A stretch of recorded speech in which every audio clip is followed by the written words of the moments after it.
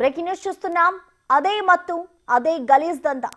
హైదరాబాద్ లో పోలీసులు ఎన్ని రైడ్స్ చేసినా పబ్బు గబ్బు మితిమీరిపోతూనే ఉంది. భాగ్యనగరంలో పబ్ కల్చర్ రోజు రోజుకు పెరుగుతుపోతూనే ఉంది. ముంబై తరహాలో డాన్సులు, అమ్మాయిలతో కస్టమర్లకు వల వేయడం ఆగడం లేదు. కేబీఆర్ పార్క్ దగ్గర టాప్ పబ్ నిర్వాహకం మరవక ముందే జేఎన్టీయూ మంచిరా మెజెస్టిక్ మాల్లో kings and queens resto bar నిర్వాహకం వెలుగులోకి వచ్చింది.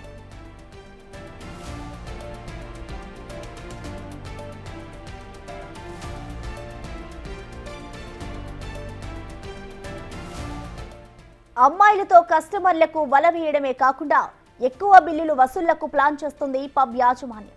అంతేకాదు, పబ్ క్లోజ్ అయ్యాక అమ్మాయిల్ని సప్లై చేస్తున్న వైనం కూడా వెలుగులోకి వచ్చింది. ఇంత జరుగుతున్నా పబ్ వైపు అధికారులు కన్నెత్తి కూడా చూడడం లేదని విమర్శలు వస్తున్నాయి. ఇక పోలీసులు కూడా కింగ్స్ అండ్ క్వీన్స్ పబ్ పై తూతూ మంత్రంగా రైడ్ చేస్తున్నారనే ఆరోపణలు ఉన్నాయి.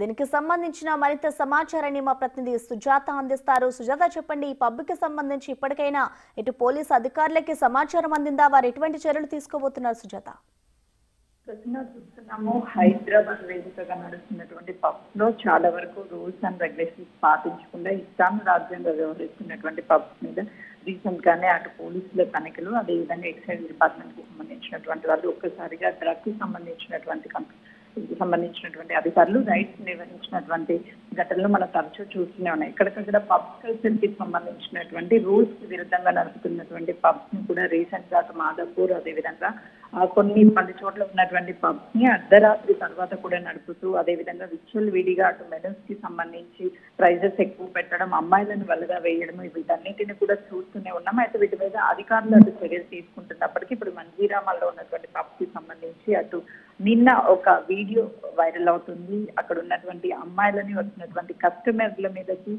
వివిధ రకాలుగా అట్రాక్షన్ గా గురి చేసి అక్కడ ఉన్నటువంటి మెనూ ఏదైతే ఉంటుందో ఆ ప్రైజ్ ని ఎక్కువగా అధిక మొత్తాదులు వసూలు చేస్తున్నటువంటి పరిస్థితి ఉంది. ఎందుకంటే ఇక్కడ మన హైదరాబాద్ కల్చర్ లో ఎప్పుడూ కూడా తెలుగు రాష్ట్రాల్లో ఎక్కడైనా సరే ఇలాంటి కల్చర్ లేదు. కానీ ఇప్పుడు అమ్మాయిలని ఎరగా వేస్తూ అటు పబ్ కల్చర్ ని రాను అయితే మాత్రం ఇస్తాను రాజ్యంగా కేవలం డబ్బుల కోసమే ఈ తరహా శైలిని నడుపుతున్నట్లుగా కూడా తెలుస్తుంది. అధికారులకి ఫిర్యాదులు అందినప్పటికీ కూడా అటు పోలీసులు కూడా వెళ్ళి అక్కడ నామకే వాస్తు మాత్రమే వాళ్ళ మీద చర్యలు తీసుకొని ఫైన్స్ వేసి తిరిగి వస్తున్నారని అనేక ఆరోపణలు ఉన్నాయి. అయితే ఒక్కసారిగా పబ్స్ ని సీజ్ చేస్తే ఆ తర్వాత మళ్ళీ కూడా పబ్స్ లో ఇలాంటి ఘటనలు జరగకుండా ఉంటాయని చెప్పేసి అసలు సోషల్ మీడియాలో అయితే మాత్రం నెట్టింట్లో విమర్శలు కొట్టిస్తున్నటువంటి వర్షం కనిపిస్తుంది పరిస్థితి ఉందనే చెప్పుకోవాలి. మరోవైపు ఆ పబ్స్ కి సంబంధించినటువంటి యజమానులు మాత్రము అక్కడికి వచ్చినటువంటి కస్టమర్లు మాత్రమే వాళ్ళు అని చెప్పే ప్రయత్నం చేస్తున్నారు. కానీ ఆ వీడియోలో ఉన్నటువంటి ఒక అమ్మాయిని ఎట్ టైంలో అక్కడ కస్టమర్ల వివిధ రకాల కస్టమర్ల దగ్గరికి వెళ్ళి వాళ్ళతో డాన్సులు చేస్తూ